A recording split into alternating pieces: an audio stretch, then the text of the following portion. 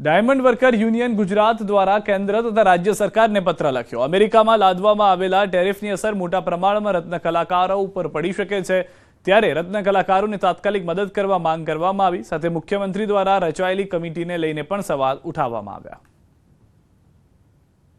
Committee શું કરી રહી છે?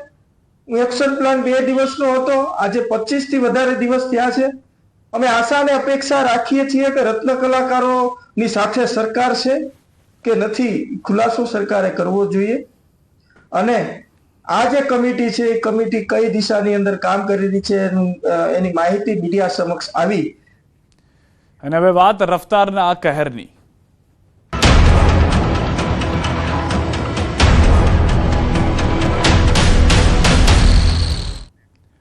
દ્વારકાથી સમાચાર। ખંભાળિયા સલાયા રોડ પર અકસ્માતનો લાઈવ વિડીયો સામે આવ્યો છે। બાઇક અને કાર વચ્ચે સર્જાયો હતો અકસ્માત।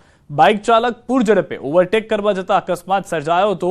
બાઇક સ્લીપ થતા સામેથી આવતી કાર સાથે ટકરાઈ હતી। બાઇક પર સવાર 2 લોકોને ઈજા થઈ હતી। ઈજાગ્રસ્તોને સારવાર માટે હોસ્પિટલ ખસેડવામાં આવ્યા છે। તો હાલમાં જે ડેશકેમ છે તેની અંદર સમગ્ર ઘટના જોવા મળી છે કે જેમાં બાઇક ચાલક ઓવર સ્પીડમાં જતો હોય છે, ઓવરટેક કરવા જાય છે, સામેથી ગાડી આવી રહી છે, તેના કારણે તે બ્રેક મારે છે, બાઇક સ્લીપ થઈ જાય છે અને કાર ચાલક સાથે તે ટકરાય અને ફંગોળાતો જોવા મળી રહ્યો છે। 2 બાઇક સવાર લોકો હતા, જે બંને લોકો ઈજાગ્રસ્ત થયા હોવાથી સારવાર માટે ખસેડવામાં આવ્યા। આ અકસ્માતને કારણે ટ્રાફિક જામની પણ પરિસ્થિતિનું નિર્માણ થયું હતું।